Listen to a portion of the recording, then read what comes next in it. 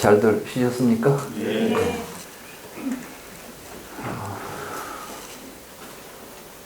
언진여자.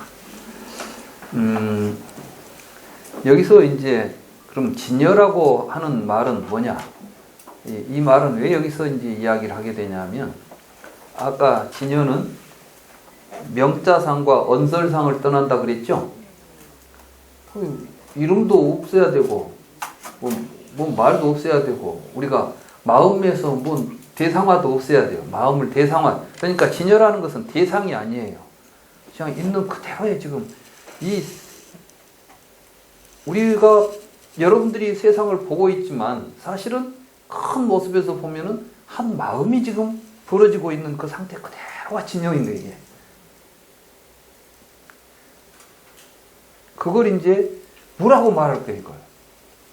벌써 말을 하는 순간 이미 언설상에 떨어지니까. 근데 그걸 또 뭐라고 우리가 또 표현을 해야 된단 말이죠. 그걸 표현한 말이 진여라는 말이라는 뜻이에요. 그러니까 진여는 진여가 있어서 진여라고 하는 게 아니라 그냥 진여라고 부를 수밖에 없는 그 무엇이 있다 이 말이에요. 그래서 이제 진여는 언진여자 역무유상이다. 그러니까 어떤 유라고 하는 어떤 존재의 상을 가지고 있는 것이 아니다 이 말이에요. 그래서 언설지 극이다.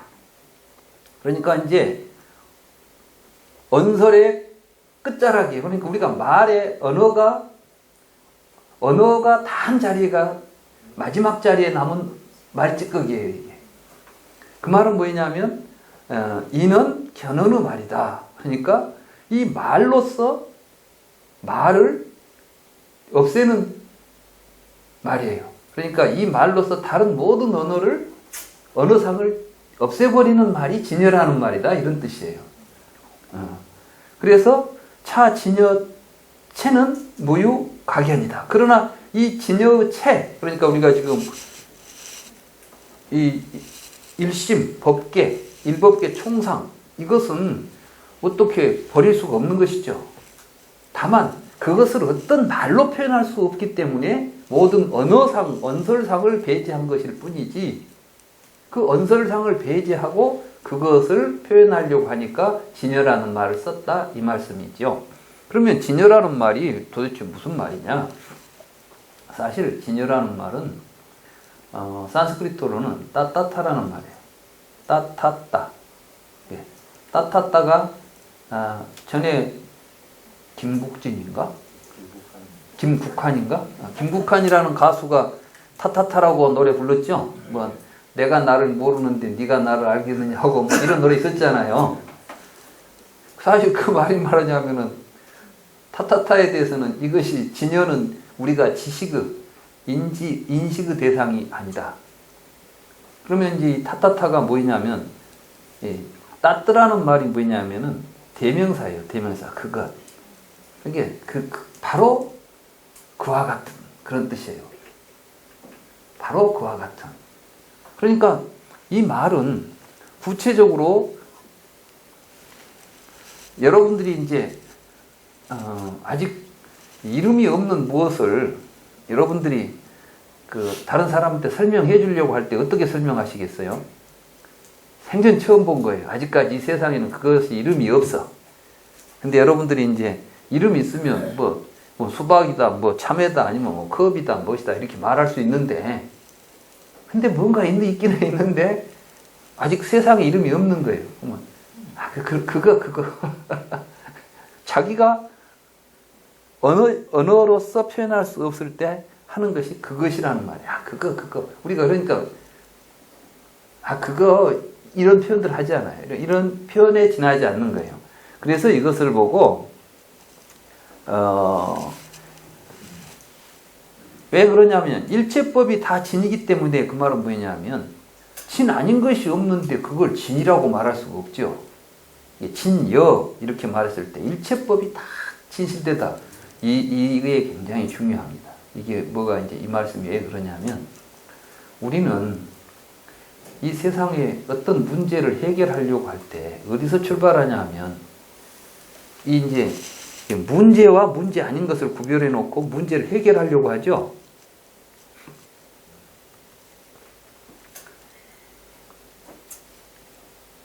항상 거기에서부터 이제 갈등이 생겨요. 근데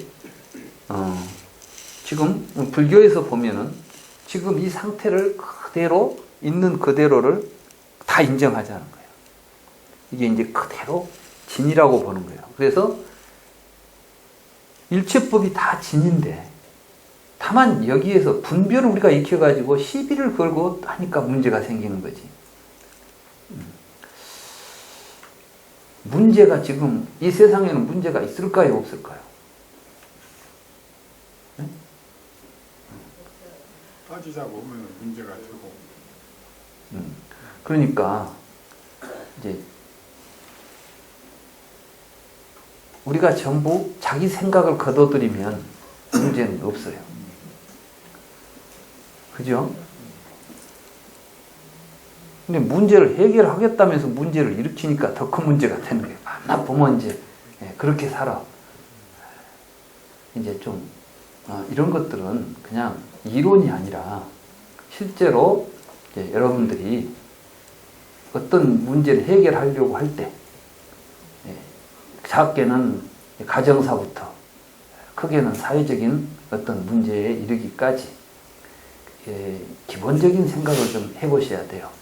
다시 말해서 우리 집에 문제가 있다. 그러면 자꾸 이제 그 무엇이 문제다라고 생각하는 거예요. 이제. 그 다음에 그것이 문제라고 이제 생각이 되면 그걸 없애야 된다고 생각해가지고 이제 끊임없이 그걸 적대시하고 그걸 없애려고 하고 하는 거예요. 그러니까 마치 이제 내 몸에 지금 뭐 뽀드락지가 있다. 이걸 없애야 되겠다고 자꾸 긁어대면 이제 뽀드락지가 커지겠지. 없는 문제까지 막 계속 이제 일어나죠. 근데 그때 이제 생각을 쉬고 그리고 사실은 같이 쉬어가야 돼요. 같이. 그래서 이제 사실은 누가 그런 이야기를 하더라고. 이 세상 사람들이 다 같이 1시간만 명상하면 세상에 많은 문제들이 사라질 거라고. 그러니까 우리가 어떤 문제를 해결하려고 하고 막 근데 우리 현대 사회의 특징이 이제 이런 게 있어요. 뭐 문제가 생기면 정치적으로 뭐가 있다 그러면 그 문제를 해결하기 위한 조직을 만들어요. 조직을 만들어. 그리고 정책을 발표하고. 그러면 사람들은 그 정책을 발표해서 조직을 만들어 놨으니까 해결될 것이라고 착각을 해. 근데 사실은 뒤에 보면 하나도 해결되지 않아요. 그러면서 오히려 그런 문제들이 또 뭐 문제를 하나 해결해 놓으면 그건 해결된 것 같은데 다른 문제가 생겨. 에너지 문제를 한번 봅시다. 석유가 너무 석탄 이런 걸 쓰니까 오염이 심하게 되니까 원자력으로 갔어요. 원자력으로 가니까 이제 어떻게 됐어요? 해결이 잘 됩니까? 그런데 더 큰 문제가 생긴 거예요. 이 원자력이 왜 문제냐면 원자로가 이게 뭐 폭발을 하고 안 하고를 떠나서 일단 원자력 발전을 하고 나면 핵 폐기물들이 나와요. 근데 이 핵 폐기물들은 여러분들이 쓰레기통에다 버리는 쓰레기가 아니에요, 이거는 몇만 년, 몇십만 년 가도 이게 그 독성이 사라지지 않는, 다시 말해서 굉장히 위험한 이러한 물건들이라는 것이죠. 근데 우리는 마치 안전하다는 자꾸 그런 말을 써요. 막 핵은 안전한 연료입니다. 얼마나 무책임한 말이에요. 근데 말에 속아요. 그것도 국가에서 하는 어떤 기관, 과학자들이 하는 이야기 그러면은 그럴 거라는 생각을 하죠. 우리는 지금 이렇게 근데 사실은 이제 핵이 있다고 하더라도 우리가 조금만 쉬고 이 현재 상태를 그대로 쉬고 우리가 조금만 더 마음을 가라앉히고 보면 또 근본적으로는 모든 문제들이 우리들의 탐진치에서 비롯되고 있어요. 그래서 이제 불교의 명상의 중요한 특징은 첫째는 우리의 마음을 쉬는 겁니다. 이게 마음을 쉬게 되면 가라앉게 돼 있어요. 가라앉게 되면 사실은 탐진치도 일어난 마음에 지나지 않는 것이에요. 여러분들 속에는 탐진치가 본래 있지 않습니다. 여러분들 속에 본래 탐심이 있어요, 없어요? 잘못 생각하면 어떤 대상을 보고 일어나는 것들이에요, 이게. 근데 쉬게 되면 사라지는 거예요. 우리가 이제 명상을 하면서 명상을 해가지고 뭘 깨닫는다 해가지고 막 무슨 새로운 비결이나 있는 것처럼 자꾸 이렇게 이제 접근해 가면 사실은 올바른 명상법이 아닙니다. 불교의 명상은 그냥 쉬는 거예요. 이게 지예요, 지. 우리가 이제 지관이라고 그러죠. 그러면 보이는 거예요. 여러분들이 이제 마음을 쉬고 있으면 이제 뭐가 보이냐? 안이 보여요, 안이. 그러면 바깥에만 보이는 거야. 여러분들은 마음은 전부 바깥 대상을 통해서만 마음이 일어나고 있어요. 뭘 보니까, 본 것에 대해서 이렇게 일어나는데 그걸 쉬고 있으면 여러분들은 마음에서 일어나는 것이 보인다는 거예요. 아까 이야기했죠? 미운 놈이 밖에 보여요. 근데 여러분들이 그 생각을 쉬고 앉아 있어요. 그러면 아, 내가 저 사람을 미워하고 있구나. 이게 보이는 거예요. 그래서 이 마음을 쉬고 이 마음을 버리면 사실은 미운 놈 문제 해결되고 마는 거예요. 해결돼요. 해결되겠어요, 안 되겠어요? 영원히 해결되지, 이제. 근데 미운 놈 없애갖고는 절대 해결이 안 돼. 그놈 없어지면 그보다 더 독한 놈이 나와, 이제. 그래서 이제 여기서 말하는 지금 이거는 일체법이 개진이다, 실개진이다, 모두 참이다 라고 우리가 이게 이제 지니는 모습이고, 영무가립 이 일체법, 그래서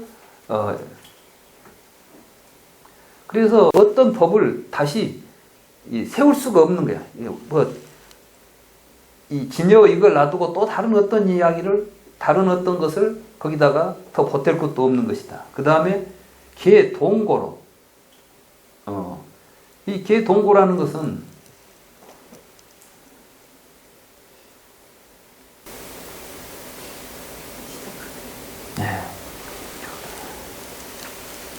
우리가 분별의, 아까 언설이나 이런 것들에 의해서 우리가 분별의 생각, 염을 지우고 나면 사실은 이게 다르다라고 서로 분별하고 구별할 만한 근거들이 없다는 것이죠.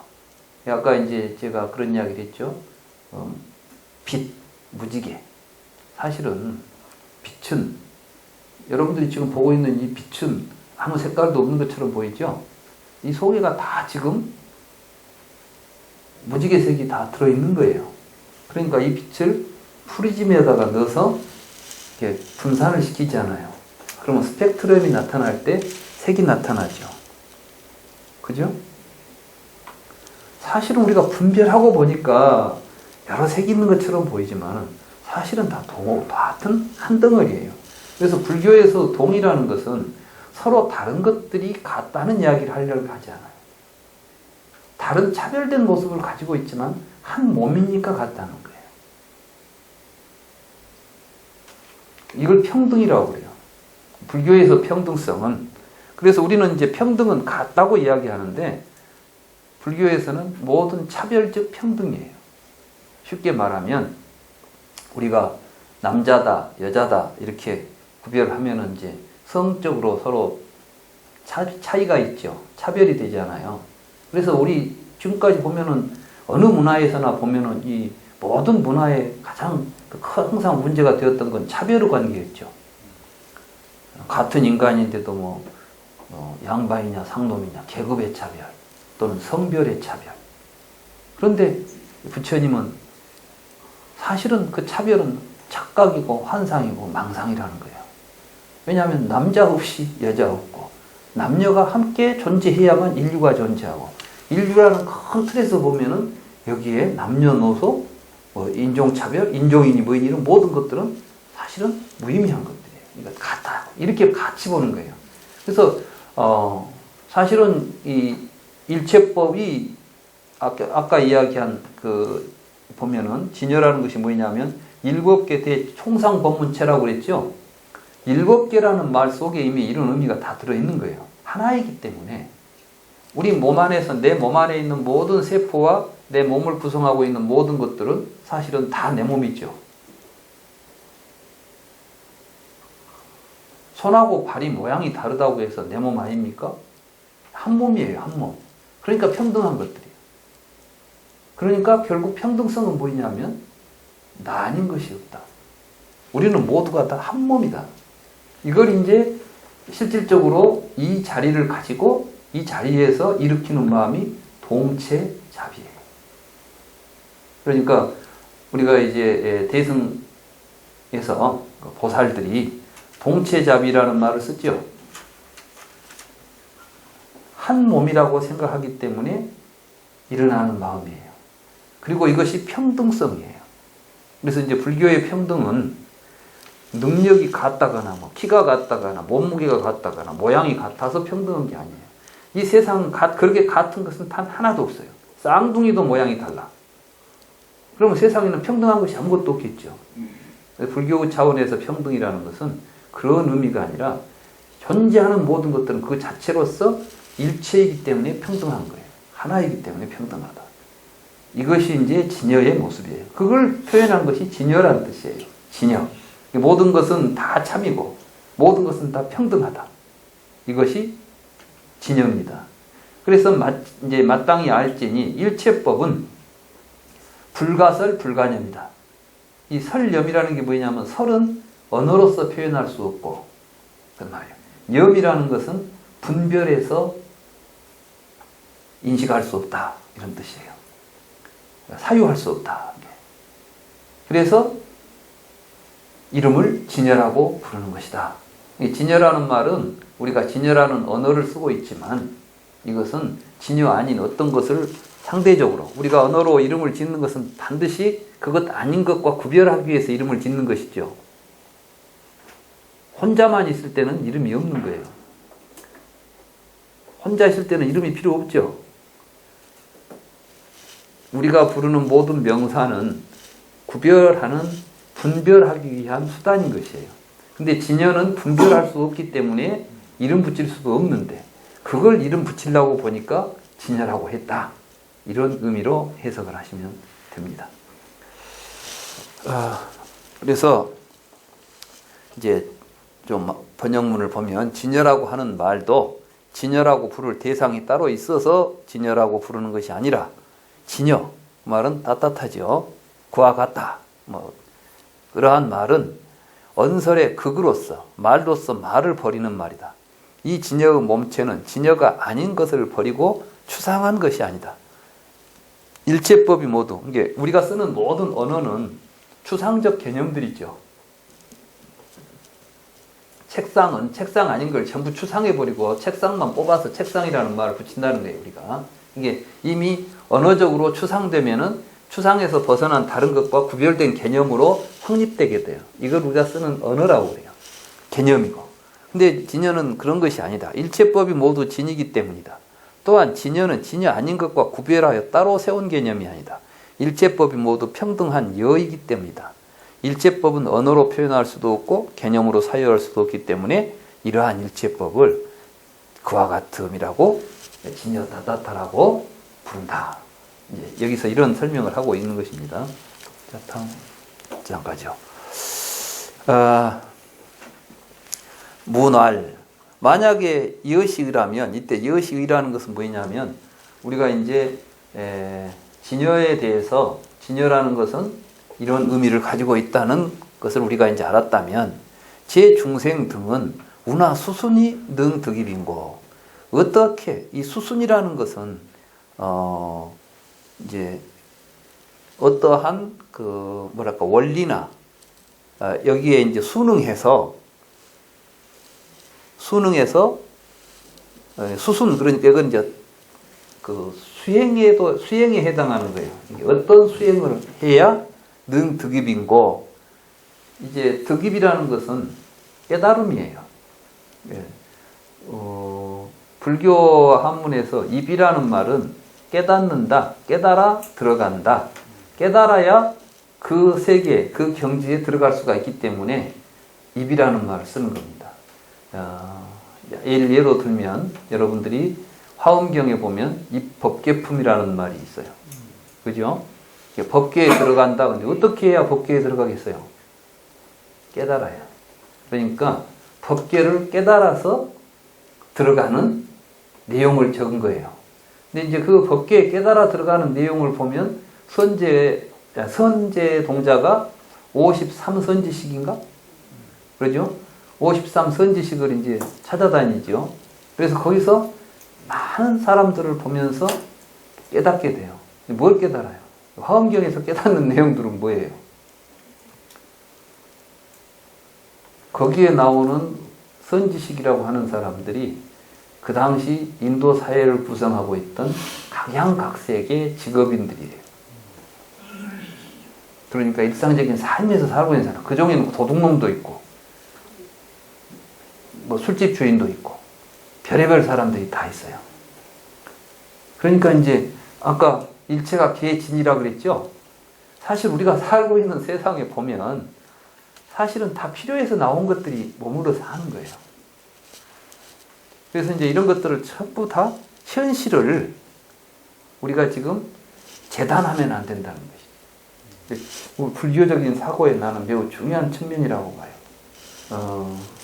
우리가 이제 식구들이 같이 살다 보면 꼭 애먹이는 그 식구가 한둘이 있을 수 있어요.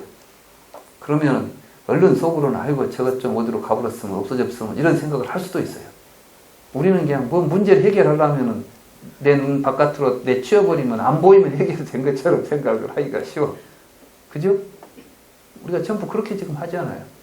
그러니까 이제 우리는 어떤 일을 하냐면은 이 도둑놈 뭐 일 뭐 잘못하면 그냥 감옥에 보내버리자. 해결된 것 같아. 해결됩니까? 더 큰 도둑이 되어갖고 나와 이제. 이게 내치는 게 아니라 그대로 인정하고 같이 가면 저절로 해결될 수 있는 문제들이 있을 거예요. 그러니까 여기서 지금 이제 이 선제 동자가 다닌 데 보면 왜 살인을 하냐 그러니까 반면교사로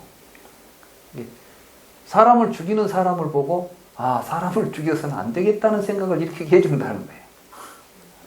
저 사람은 그 사람이 대보살이에요. 대보살인데 세상 사람들에게 사람을 죽여서는 안 된다는 것을 뼈저리게 가르쳐 주기 위해서 자기는 사람을 죽이고 있는 거예요. 뭐 이런 이제 모습들이 나온다고.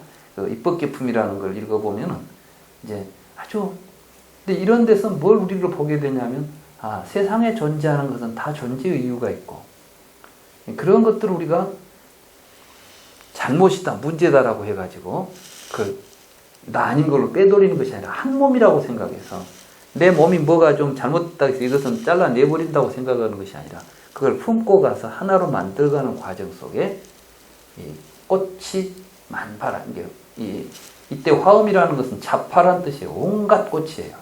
온갖 꽃이 갖가지 꽃이 만발한 세상이에요.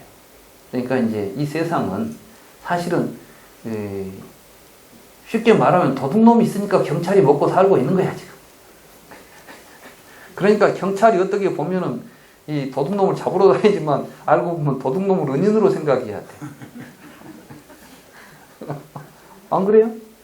그러니까 이 세상의 구조라는 것은 알고 보면 서로 물리고 물려서 이게 이런 것들을 서로 알고 안고 가면 이게 그 선 기능으로 좋은 기능으로 될 수 있어요.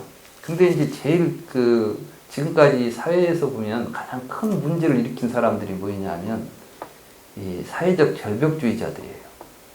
완전하게 어떤 세상을 만들려고 하는 거예요. 히틀러 같은 사람, 유태인들을 싹 죽여버려야 아리안족만 뭐 이런 대제국이 만들어져 가지고 진짜 이게 무능하고 못난 것들은 싹 없애버리고 잘나고 멋진 사람들만 모여서 살자는 거예요, 이게. 그러니까 이제 신체적으로 좀 뭐 장애가 있거나 이런 사람들은 이제 사회에서 너 아무 쓸모없지 않냐. 쓸모없는 건 제거해버리자. 이런 생각을 하는 거예요. 근데 불교에서는 그렇지 않는 것이죠. 부족한 사람이 있기 때문에 우리는 그들을 도울 수 있는 거예요. 전부 잘났다면 우리가 누구를 위해서 우리 삶의 의미도 없는 거예요, 사실은. 그러니까 이 세상의 모든 것은 우리가 새로운 눈으로 뜨고 보면 다 함께 가는 거예요. 그래서 누구도 이제 이런 차원으로 가버리면 서구에서 나오는 인권 개념과는 차원이 다른 차원에서 모든 존재가 함께 존중받는 사회가 되는 것이죠. 사실 불교가 이제 이런 생각을 담고 있습니다, 이 안에. 그래서 어떻게 수순해야 득입 깨달아갈 수 있는가? 이게 이제 그런 걸 구체적으로 보여주는 게 화엄경에서는 입법계품이다, 입법계품이다 이렇게 말할 수가 있습니다. 아무튼 이때 득입이라는 것은 어떻게 해서 이 진여 세계를 깨달아서 그 진여 세계에서 우리가 살아갈 수 있을까요? 이런 이야기죠. 우리는 전부 지금 망상을 일으키고 사는데, 그러니까 그 실천한다 번역에는 그래서 수순 오입이라고 돼 있죠. 오입 깨쳐서 들어간다고 돼 있어요. 이렇게 득입이나 오입이나 같은 말이에요. 그러니까 이제 약다발, 약지 일체법 수설, 무유 능설가설, 수념 무능념 간염, 시명 수순이다. 약이언염, 명이 득입이다. 그랬어요. 우리가 일체법을 이야기한다 할지라도 이야기하는 것과 이야기되는 것이 있지 않고, 비록 생각한다 할지라도 생각하는 것과 생각되는 것이 있지 않다는 것을 아는 것을 수순이라고 부른다. 만약에 망념을 여의면 득입이라고 부른다. 정말 이 말이 도대체 무슨 말이냐? 우리가 지금 여기 보고 이건 책이다, 이건 컵이다 이렇게 말을 쓰면 이게 뭐냐면은 보는 놈이 있고 보이는 놈이 있죠. 지금 책이 있고 내가 책이라고 부르는 이게 이제 주객관계예요. 주객관계. 우리는 전부 이 세상에 불교 이전에 아니 지금까지도 가장 근본적인 그 대립을 주관과 객관의 대립으로 봤습니다. 그래서 이걸 양극이라고 그래요. 양극성이라고. 그래서 주관과 객관은 절대로 동일할 수가 없는 거예요. 그래서 이제 그걸 다른 말로 표현하면 나와 세계인 거예요. 이걸 불교적으로 말하면 심과 법인 거예요. 심은 주관이고 법은 대상인 거예요. 그렇죠? 그런데 우리는 그러니까 항상 내가 밖에 있는 대상에 대해서 지금 말하는 거예요. 우리가 이제 이름을 붙여서 말하는 건 전부가 다 뭐예요? 객관 대상들이죠. 그리고 그러니까 그것은 뭐예요? 가설들이야, 이게. 이제 가설. 우리가 언어 대상들이에요. 가라는 것은 대상성. 내가 부를 수 있는 대상이에요. 능이라는 말하고 가라는 말은 능은 주관적이고 가는 객관적이라는 뜻이에요. 능가 또는 가라는 말 대신에 소라는 말도 쓰죠. 능설, 소설, 능소관계. 소라는 말도 쓰는데 여기서는 지금 가라는 말로 쓰고 있어요. 그러니까 뒤에 보면은 실천한다 번역에 보면은 능설, 소설이라고 되어 있죠. 그러니까 능소라는 개념 자체가 주객 개념이에요. 서양 철학적으로 표현하면 주관, 객관 이런 뜻이에요. 그러니까 보는 놈, 보이는 놈, 말하는 놈, 말하는 대상, 또는 우리가 사유한다면 생각한다면 생각의 대상, 생각하는 놈, 내가 뭘 생각한다? 이게 책이라고 내가 본다는 것이 염이에요. 염이 일어나는 거야. 생각이 일어나는 거죠. 책이라는 생각이. 그러니까 이것들이 사실은 내가 비록 책, 산, 강, 들 이렇게 무엇에 대해서 말을 하면서도 말을 하지만 이게 본래 둘이 아니다라는 것을 알고 말하면 이게 수순이에요. 그러니까 부처님도 다 우리하고 똑같은 말을 썼지만 부처님은 알고 쓰신 거예요. 우리는 모르고 쓰고. 그래서 이제 어떤 말이 나오냐면 부처님은 어떤 말을 해도 다 진실이에요. 근데 우리는 부처님하고 똑같은 말을 해도 다 거짓이야. 왜? 우리는 분별을 그대로 보고 이야기하고 있고 부처님은 이미 분별 없는 자리를 보고 그걸 말하니까 그 자리에서 하는 말이 진실인 거예요. 그러니까 우리가 불교에서 말하는 진실은 바로 그 자리에서 말하지. 우리가 그런 식으로 살아가자는 거예요. 내가 불교는 그러니까 우리가 쓰는 일상적인 언어를 다 살려요.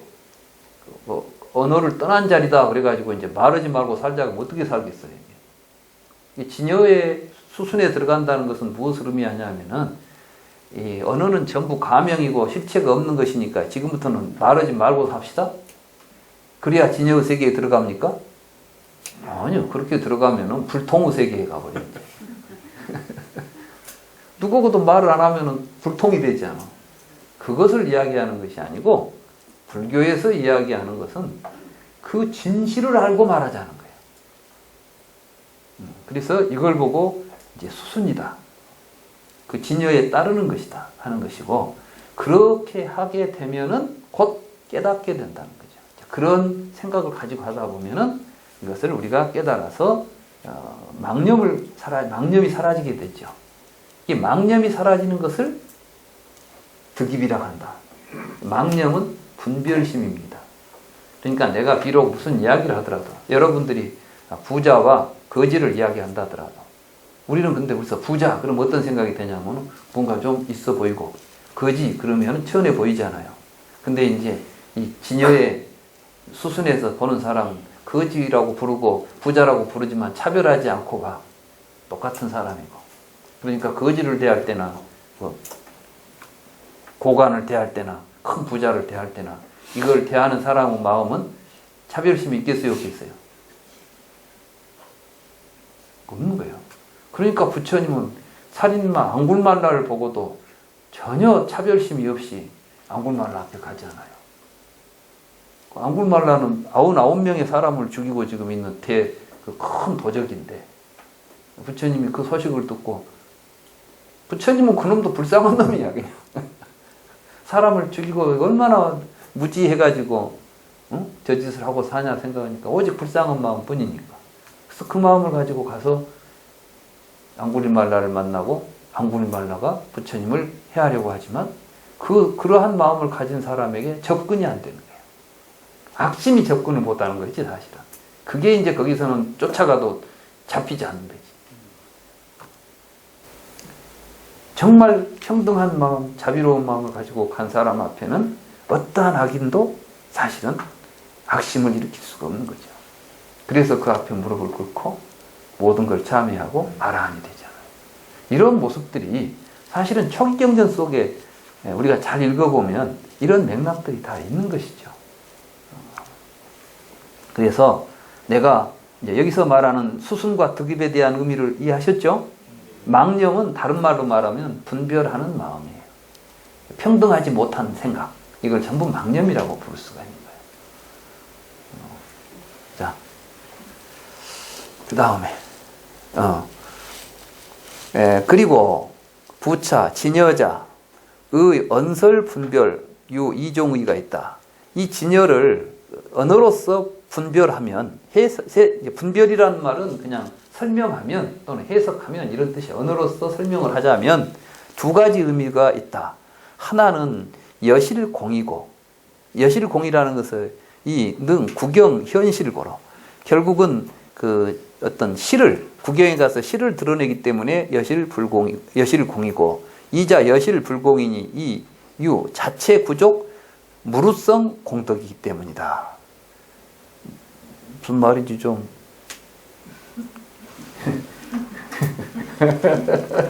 그러니까 이렇게 한문으로 이렇게 해놓으면 사실 여러분들이 이제 혼자 보시려면 좀 힘들 거예요. 이런 글들을. 이제 저 같은 사람이 좀 설명을 해줄 필요가 있겠죠.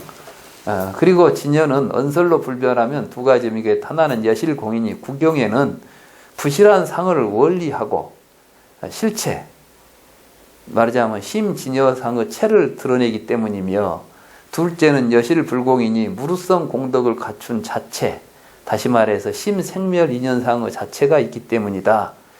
이 말이 사실은 이게 어디하고 연결되냐 하면 앞에 이 비분에 보면, 이 비분에 한번 보세요. 이게 사실 이 대승기실론은 이렇게 앞에 내용하고 뒤에 내용이 계속해서 이렇게 맞물려 가고 있어요. 진행이. 그러니까 이렇게 우리가 글이 쭉 한 방향으로 흘러가는 게 아니라 이 이야기를 이미 앞에다가 복선을 깔아요. 복선을 깔아놓고 뒤에 설명을 하면서 다시 그 지점을 다시 돌아와서 그놈을 끌어내서 또 이야기를 하고, 여기서 이야기된 건 다시 또 이런 식으로. 그러니까 이야기의 진행이 계속 이렇게 돌면서 나가죠. 지금 그런 걸 느꼈죠? 앞에 보면 계속 이런 이야기들이. 그럼 여기 보면은 일체법 진여,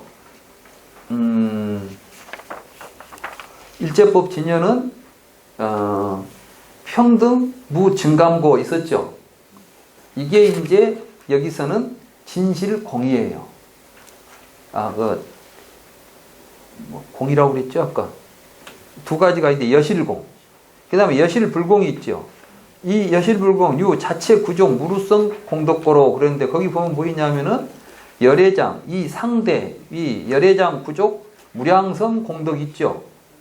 이런 이제 공덕, 이런 이야기를 여기서 이제 다시 끄집어서 다시 이제 재론하고 있는 부분인데, 그러면 이게 이제 무슨 말이냐? 여실공이라는 것은 여러분들이 모든 망념을 다 제해버리고 나면은 분별이 없죠.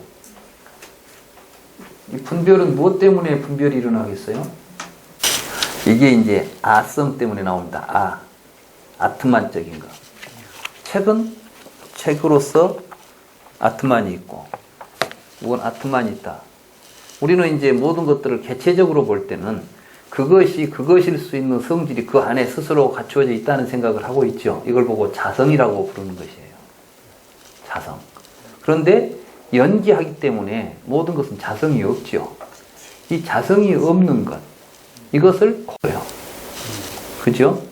그러니까 우리가 이제 부처님께서 공의 의미를 이야기할 때 보면 업보는 있으나 작자는 없다, 이렇게 말했죠. 전에 같이 공부하신 분들은, 또 제 책이나 제 강의를 들으신 분들은 제가 워낙 많이 한 말이라, 업보는 있으나 작자는 없다, 이게 공의 의미예요. 그러니까 이제 부처님이 초기경전에서 하신 공은 업보는 있지만 작자는 없다.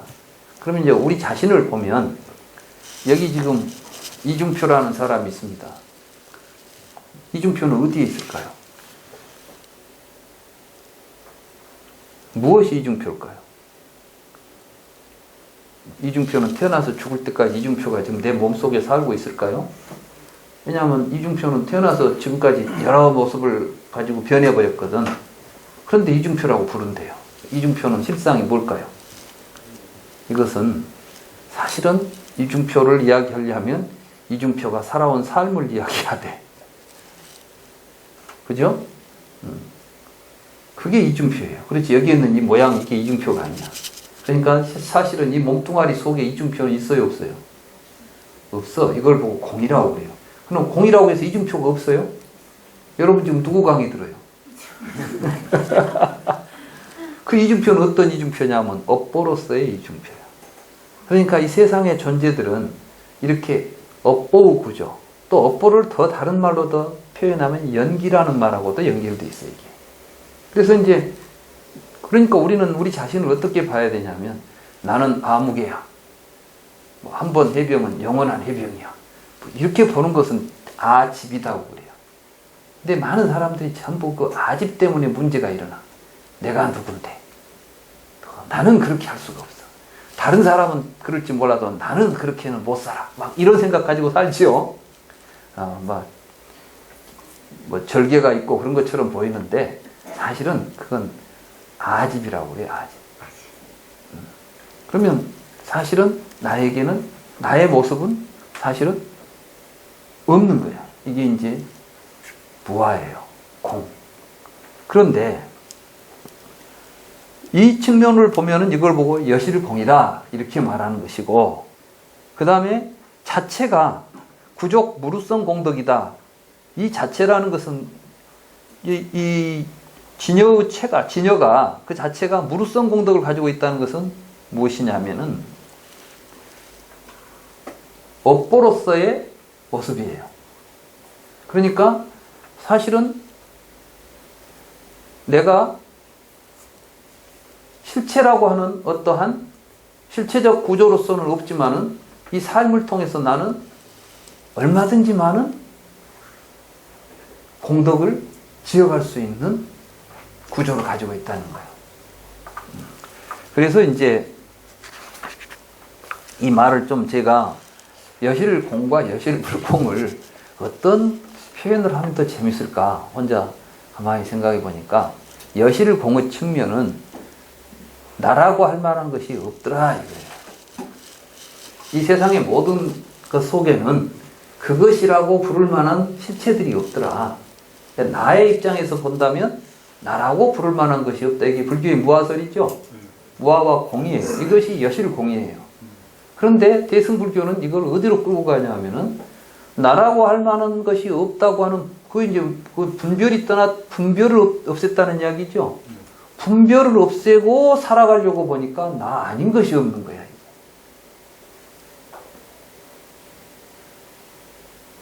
맞죠? 나라고 할 만한 것이 없다는 생각을 한 발만 더 밀고 나가서 우리 나라고 할 만한 것이 없으니까 어쩌자고? 다 죽어버리자고? 아니죠. 나라고 할 만한 것이 없다는 망상 버리고 살아가면 이게 바로 나 아닌 것이 없는 세상을 살게 되는 거예요. 이게 이제 무루성 공덕이야. 이게. 누가 뭐냐 하면은 아상 일으키는 걸 보고 누라고 그래요. 유로 무루 그러죠? 이 루가 번뇌인데 모든 번뇌의 출발이 아상에서 나오거든. 네. 뭔가를 실체화시키는 작업. 이게 이제 누예요. 누, 번뇌. 그래서 여기서 이제 이렇게 생각하시면 참 쉬워요. 첫째는 여실공은 무하고 나라고 할 만한 것이 없다는 이야기를 하는 것이고, 여실불공은 나 아닌 것이 없다는 이제 마음이 일어나는 거예요. 그러니까 이게 무루성 공덕이 있어서 이 마음을 가지고 살면 부처요, 이제. 그죠? 그러니까 부처님은 자기 일신에 대해서는 나라는 생각을 일으키지 않았지만은 일체의 모든 존재에 대해서는 나 아닌 것이 없다는 생각을 가지고 사신 분이라는 뜻이에요. 그러니까 이게 이제 대승이지. 진여애가 바로 진여애가 그런 모습을 가지고 있어요. 이게 이제 그건 여기서 이론이 아니기 때문에 여러분이 직접 해보시면 돼. 다시 말해서 여러분들이 어디 이제 누구를 상대해서 할 때 첫째는 나라는 생각을 일으키지 않고 무슨 이야기를 들을 때도 그 사람 이야기를 그 사람의 입장에서 들어주고, 이런 것이 이제 여실공을 드러내는 거예요. 내가 없어요, 여기에는 지금. 다만 내 앞에서 어떤 사람이 이제 이야기를 한다거나 어떤 상황이 벌어지면 내가 그런데 끼어가지고 내 입장에서 보는 게 아니라 있는 그대로 볼 수 있죠. 그러고 나면 이제 어떻게 돼요? 내가 이제 어떻게 해야 돼? 내일 하듯이 해야 하는 거야. 그러니까 다른 사람이 어떤 일에 처해 있을 때 그걸 내 입장에서 보면 아이고 나도 바쁜데 내가 왜 이렇게 해버리면 벌써 이제 관심 없죠. 근데 그 자리에 나라는 생각이 일어나지 않고 보면은 지금 뭔가 내가 필요로 한, 내 힘이 필요로 하는 사람이 앞에 있는 거예요. 그러면 이제 그 사람에게 일을 해줄 때는 내 일이라고 생각하고 일을 해주는 거예요. 이게 이제 무루성 공덕이죠. 이게 보살의 길이죠. 예를 들자면 우리는 이게 이론이고 참 말은 좋은데 그게 어떻게 가능하겠어. 그게 잘 안 되죠. 근데 부처님은 그렇게 했어요. 예를 들자면 부처님께서 열반하시기 전에 이제 수바다라고 하는 그 노인이 바라문이 부처님 오셨다는 이야기를 듣고 설법을 듣고 싶어서 찾아옵니다. 수바다. 그런데 그때 부처님은 죽기 직전이에요. 이제 말하자면 그 음식을 상한 음식을 드시고 복통 때문에 굉장히 큰 고통 속에 빠져 있었죠. 근데 그 문 앞에서 이제 수바다라는 사람이 세존에게 세존을 뵙고 좀 법문 좀 듣고 싶다. 그러니까 안 한다가 참 난감했죠. 부처님은 지금 저렇게 괴로워하는데 지금은 안 됩니다. 언제 지금은 그럴 수가 없습니다 하고 막았어요. 근데 부처님께서 그 말씀을 들었어요. 그리고는 뭘 하겠냐면 안 한다요. 너는 왜 수바다를 막느냐? 수바다가 나를 괴롭히려고 온 사람이더냐? 수바다는 지금 무엇 때문에 왔어요? 나에게 붙고 싶다 하지 않느냐? 나에게 법을 원하고 구하고 있지 않느냐? 그 사람도 내가 이야기해 주면은 잘 깨닫고 모든 고통에서 벗어날 수 있을 텐데 왜 네가 그걸 막는단 말이냐? 물러서라. 들여보내라 그래요. 여러분 같으면 내가 지금 아파 죽겠는데 무슨 그래, 그 바로 나라는 생각이 딱 나오잖아요. 부처님은 그 생각이 없었던 거예요. 지금 그 사람이 나한테 법문을 들어왔다는 사실만이 지금 보이는 거예요. 이게 진실, 여실 공무 자리에 서서 산 거야, 이게. 그러다 보니까 여실 불공한 무르성 공덕이 튀어나오는 거야, 거기서. 어떻게? 법이 설하죠. 간곡하게 갖가지 비유를 들어서 그것도 간단하게 아프니까 간단하게 해준 것도 아니고 이미 자신의 고통도 잃어버리고 잊어버려요. 그냥. 내가 고통스럽다는 사실도 잊어버리고 오직 그 수바다를 위해서 법을 설합니다. 그리고 나서 이제 열애의 마지막 제자로구나. 그리고 이제 숨을 거두는 이제 열반으로 들어가는 과정을 거치죠. 저는 이제 그걸 번역할 때 참 눈물이 나더라고요. 이게 부처님이 우리에게 가르쳐준 삶이로구나. 지금 사실 그런 이야기 하는 거예요, 이게. 부처님은 그렇게 살았던 모습들을 우리가 이제 언어적으로 표현하면 여실공이고 여실불공이고. 그래서 여기서 그 본성이 진실불공은 본성이 부족의 무량 공덕을 무변 공덕을 가지고 있다. 우리 자체가 우리의 마음 자체가 그럼 그런 마음을 부처님만 쓸 수 있느냐? 다 우리도 갖고 있다는 거예요. 근데 사실 다 있어요. 증명할 수도 있어. 여러분은 여러분 자식들한테는 부처님 같은 마음을 쓰더라고. 아니 내가 자식을 낳고 키워보니까 내 자식한테는 나도 부처님같이 하겠더라니까. 내가 몸이 아프고 내가 죽어도 저놈을 위해서 무엇을 해야 된다면 하겠다는 생각이 그 실제로 일어나더라니까. 그렇죠? 여러분들한테 그 마음이 본래 있어요, 없어요? 있어. 근데 모르고 사니까 못 쓰니까 그렇지. 이제 알았으니까 쓰세요. 알았어요? 이렇게 그때 이제 그 망념이 없어진다고 그랬죠, 아까. 그 염이 뭐냐면은 망념 여임은 나라는 생각이 제일 첫 번째 출발하는 망념이에요. 그러니까 이제 무슨 일을 하든지 간에 나라는 생각 없이 하세요. 내가 누군데, 내가 여기 나라는 말 나오는 순간 이제 괴로워지는 겁니다. 그래서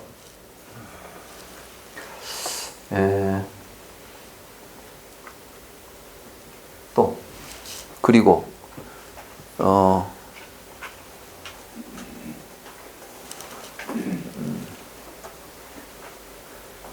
소원공자,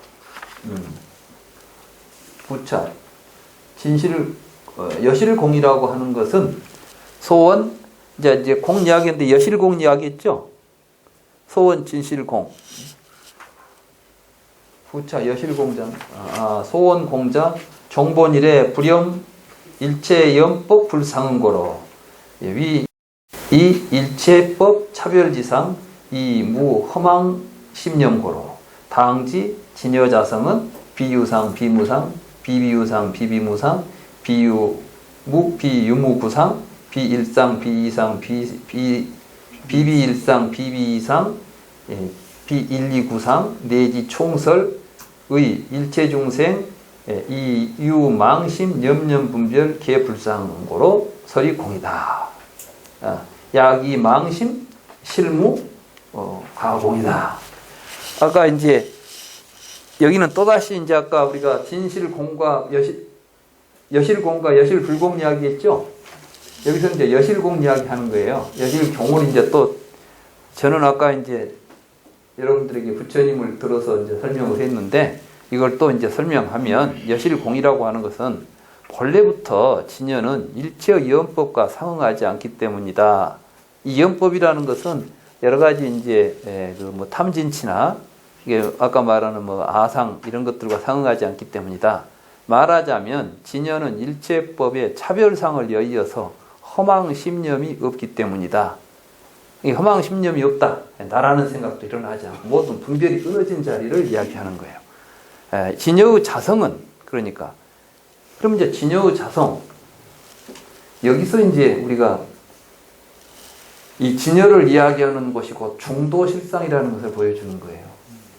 진여의 자성은 유상도 아니고 무상도 아니고 비유상도 아니고 비무상도 아니고 유무구상도 아니다. 이 말은 무엇이냐면 우리가 이 영, 망념, 언어, 분별로서 사물을 바라보면 있는 것과 없는 것이 항상 무슨 대립적 구조로 나타나죠. 있다. 그러니까 진여에 대해서 우리가 판단할 때 진여는 있다. 진여는 없다. 진여는 있는 것도 아니고 없는 것도 아니다. 또는 진여는 있으면서 있기도 하고 없기도 하다. 이런 모든 생각을 떠난 자리에 진여가 있다. 이런 이야기예요. 그러니까 지금 근데 이제 많은 분들이 이런 부분들을 제대로 이해를 못하기 때문에 대승불교에서 말하는 진여 또는 뭐 불성, 열애장 이런 이야기가 나오면 불교는 대승불교는 불교가 아니다 이런 말들을 해요. 왜? 부처님은 무아를 이야기했는데 여기서는 열애장 이야기하고 진여 이야기하고 불성 이야기한다는 거예요. 근데 지금 여기서는 무슨 이야기를 하냐면은 여기서 지금 말하는 진여니 무이니 뭐 이런 이야기들은 여실공이라고 하는 이야기들은 이것은 유, 무, 비유, 비무, 이유, 미유 그러니까 부처님 뭐 설법을 만약에 지금 대승불교는 불교가 아니다라는 식으로 이해하는 사람들이 불교를 그럼 어떻게 보고 있겠어요? 그 사람들이 보는 불교는 사실은 허무주의입니다. 불교는 무아를 이야기했으니까 무조건 뭐가 있다고 하면 안 된다는 거예요. 공을 이야기했으니까 아무 말도 해서는 안 된다는 거죠. 지금 부처님 그렇게 이야기하신 분이 아니잖아요. 그러니까 굉장히 천박한 불교 이해를 가지고 불교가 이것은 불교다 저것은 불교가 아니다 이렇게 이야기하는 것인데 저는 이제 불교를 좀 제가 본 불교는 사실은 이 대승기실론도 제가 볼 때는 초기 니까야나 암경에서 부처님이 말씀하시고 보여진 모습을 굉장히 지금 잘 보여주고 있다. 또 부처님께서는 실제로 이런 그 모순적인 판단에 대해서 부처님은 판단을 중지하도록 했어요. 왜냐하면 실상은 우리가 이야기해야 될 진실은 있다, 없다, 있지도 않고 없지도 않다. 이런 언어적 모순 구조 속에서 밝혀지는 것이 아니라고 부처님은 우리에게 가르친 거예요. 이게 중도고, 이게 이제 부처님의 무기 속에 드러나죠. 부처님께서 침묵하신 것. 다시 말해서 세상은 영원합니까? 영원하지 않습니까? 죽지 않고 윤회하는 그 뭐 생명이라는 놈, 지바라는 놈 있습니까? 없습니까? 있지도 않고 없지도 않습니까? 뭐 이런 사지선다의 의미, 이걸 보고 사구라고 그래요. 사구.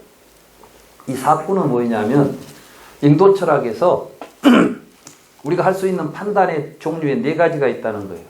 하나는 뭐냐면 있다, 없다. 아니면 하나는 이제 긍정, 부정 또는 있다, 없다예요. 있다, 없다와 긍정, 부정을 다시 합쳐놓으면 있다, 없다.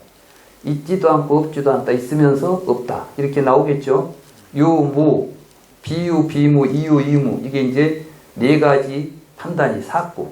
이 사구가 뭐냐면 언어를 가지고 세상을 판단하고 사유할 때 나타나는 필연적인 모순관계예요. 그런데 지금 진여상은 뭐였어요? 언설상을 떠나 있잖아요. 그렇기 때문에 이건 있다 없다 이런 걸로써 설명할 수 없다는 이야기를 지금 하는 거예요. 이게 중도 이야기라는 거예요. 중도. 벌써 이제 이 중도를 떠나면 모를까? 사실은 이 기신론에서도 지금 진여를 논하지만 여기서 말하는 진여에 대한 언급은 중도에서 보는 관점이다라는 이야기를 지금 하는 거예요. 그리고 이 중도 관점은 뭐냐? 다른 말로 말하면 이 세상은 존재가 다시 말해서 명사적 구조로 되어 있지 않고 이 세상은 동사적 구조로 되어 있다. 이런 말이에요. 아마 또 명사는 뭐고 동사는 뭐냐? 이렇게 이제 생각하실 텐데 업보는 있으나 작자는 없다. 이 업보가 동사예요. 작자는 명사고. 예를 들자면 비가 내린다 이렇게 말했을 때에 비는 명사고 내리는 것은 동사예요. 그렇죠? 그러면은 비를 보니까 비는 우리가 비라고 부르는 현상이 있죠. 그 속에 보니까 비가 들어있어요, 없어요? 비 속에 비가 내리고 있어요? 그럼 비는 없는데 무엇은 있어? 내리는 일은 있죠. 내리고 있잖아. 내리니까 뭐예요? 비예요. 그러니까 내리는 일은 비가 내리면 여러 가지 일들을 하죠. 비가 내려가지고 할 일들이 많잖아. 그러니까 이게 비가 내리기 때문에 공덕이 있는 거야. 아까 이제 그 여실불봉이죠. 그러나 여실봉 입장에서 본다면 그 안에 비는 있어요, 없어요? 없는 거예요. 사실은 우리가 말하는 이 진여의 세계라고 하는 거, 이 법계, 일심의 세계는 이렇게 동사적으로 서로 움직이고 살아 움직이고 있는 세계지 사물들이 모여있는 집합체가 아니에요. 죽어있는 사물들의 창고가 아니란 말씀이에요. 그렇기 때문에 이것은 있다 없다라는 말은 반드시 명사에 붙여지는 판단들이에요. 책이 있냐 없냐 이렇게 묻죠. 있다 없다 말을 할 때에는 뭐가 있냐 없냐 할 때는 항상 명사가 주어가 되죠. 그렇습니까? 안 그렇습니까? 근데 진여는 그렇게 명사적으로 판단으로 대상이 될 수 있는 구조가 아니다. 그래서 제가 이제 중론이라는 책을 번역을 이제 하려고 하면서 지금 제목을 하나 어떤 제목을 쓸까? 중론에서 도대체 하고자 하는 이야기가 뭘까? 그때 그런 생각을 하고 한번 이름을 생각해 본 게 존재는 동사다. 이런 이름으로 이제 한번 책 제목을 붙여볼까 그랬어요. 우리가 지금 공에 대한 이해들을 하려고 하면 공이 너무 부정적 의미가 있다 보니까 공에 대해서 자꾸 우리가 뭔 말이 공 그래버리면 그냥 색즉시공 그러면 무슨 말인지 안 되잖아요. 그런데 아까 이야기한 동사적 의미로 이야기하면 색즉시공 그 말은 뭐냐? 몸은 그럽니다. 먹고 싸고 있는 것이 몸이다. 이런 뜻이요. 그러니까 여러분들은 몸이라는 것이 음식 먹고 소화시켜서 배설하는 과정을 몸이라고 부르죠. 안 그래요? 근데 만약에 못 먹고 못 싸면 뭐야? 송장이 지금 몸이라고 안 해. 물이 하늘을 떠다니니까 구름이지. 구름이 떠다니는 것이 아니죠. 그 물이 밑으로 내려오니까 떨어지고 있으니까 비지. 또 그게 흘러가니까 강이지. 근데 우리는 강이 흘러가고 비가 내리고 구름이 떠다닌다고 말하지만 사실은 떠다니는 구름도 없고 내려오는 비도 없고 흘러가는 강도 없어요. 다만 흐르면 강이라고 부르고, 그러니까 이제 강은 가명인 것이지. 흘러가는 것에 잊혀지는 가짜 이름이에요. 비도 가명이에요. 물방울이 내려오니까 비라는 이름이 붙어 있고, 물방울이 하늘에서 떠돌아다니니까 구름이라는 이름이 붙어 있다. 그러니까 구름 속에는 구름이 없고 다만 떠다니는 일만 있는 것이죠. 이제 이러한, 그러니까 벌써 이제 이 불교에서 지금 진여의 모습, 우리가 보고 있는 우리의 마음도 하나의 마음이 거울처럼 더 있어갖고 똑같은 마음 딱 비춰내고 있냐, 그러하네요. 여러분들은 마음 얼마나 자주 변해요. 변할 때마다 세상 다른 모습이죠. 이 전체를 지금 진여라고 부르고 있으니까. 그래서 불교에서 말하는 이 진여는 생명이 넘치고 살아 움직이고 있는 역동적인 이 우주의 모습을 이야기하는 것이지, 어떤 이 천체가 기계적으로 운동하고 있는 고정된 우주 공간을 이야기하는 것이 아니다. 진여는 바로 마음과 세계가 한테 어우러져서 함께 살고 있는 큰 생명의 바다를 진여라고 부른다. 그 생명의 바다는 있다, 없다, 이런 말로 표현될 수 있는 구조가 아니다. 이 정도 이야기를 이제 우리가 할 수가 있겠습니다. 그 다음에 이제 진여문 오늘 끝내도록 하죠. 그래서 여실공이라고 하는 것은 본래부터 진여는 일체의 영법, 영법이라는 것은 이 명사화된 구조들이에요. 이런 것들과 상응하지 않기 때문이다. 말하자면 진여는 일체법의 차별상을 여의어서 허망심념이 없기 때문이다. 우리가 명사로 부르는 모든 언설적 구조들은 허망한 마음에서 일어난 생각들입니다. 그래서 허망심념이죠. 그래서 진여의 자성은 유상도 아니고 무상도 아니고 비유상도 아니고 비무상도 아니고 유무구상. 유무구상이라는 있기도 하고 없기도 하다. 이 두 가지를 한꺼번에 갖춘 상도 아니다. 일상도 아니고 이상도 아니다. 이건 이제 같냐 다르냐 또는 있냐 없냐 이런 판단들에 대해서 다 중도적 구조를 가지고 있다.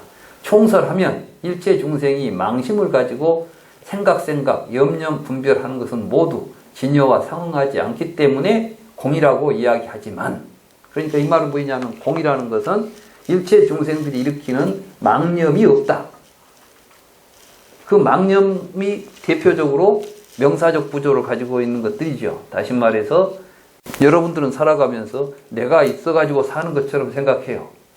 근데 사실은 내가 있어갖고 사는 것이 아니라 살고 있는 것을 나라고 부르는 것이야. 그러니까 이제 너 누구냐? 그러면은 여러분들이 보여줄 것은 아무것도 없어요. 근데 넌 누구냐? 그러면은 사실은 살고 있는 모습으로 여러분들은 드러나 있는 것이요. 도둑질 하고 있으면 넌 누구냐? 그때는 뭐라고 해야 돼? 난 도둑놈이요. 이렇게 말해야지. 근데 도둑질 안 하는데 도둑놈이라고 할 수 있어요? 도둑놈이 도둑질 하는 것이 아니라 도둑질 하면 도둑놈이지 그냥. 그러니까 우리의 이게 이제 망심을 떠나는 것을 공이라고 하고, 여실불공이라고 하는 것은 법체는 공하여 허망함이 없다는 것을 이미 드러냈기 때문에 그 망념이 공한 진여가 불공인 것을 말하며, 이 진여는 곧 진심으로서, 이 진심은 상황불변하고 정법을 만족하고 있기 때문에 불공이라고 부르지만, 역시 취할 수 있는 상이 없나니 망념계를 여의어 오직 증에 상응하기 때문이다. 이 말은 이제 여실불공이라고 하는 것은 우리가 이 동사적으로 우리가 살아가면서 말하자면 법체, 비라는 놈의 실체는 이미 공하여, 법체는 공하다고 이야기했죠. 그렇지만은 진심은 상황불변한다는 것은 비는 변해요, 변하지 않아요. 물방울 떨어지면 항상 내리는 걸 비라고 불러. 그리고 조건 되면 언제나 비는 내려요.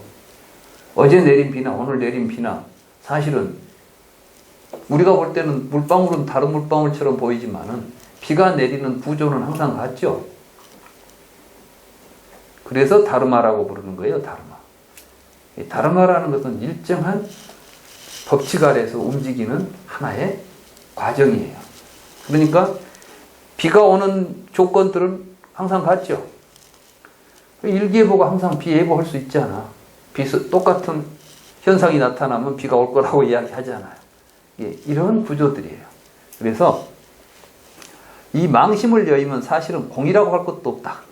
그래서 이제 진실불공이다. 이런 증에 상응한다. 망념계를 여의 오직 증에 상응한다. 그래서 이제 이러한 것들은 실제로 자기 체험을 통해서 우리가 깨달을 수밖에 없는 경지이다.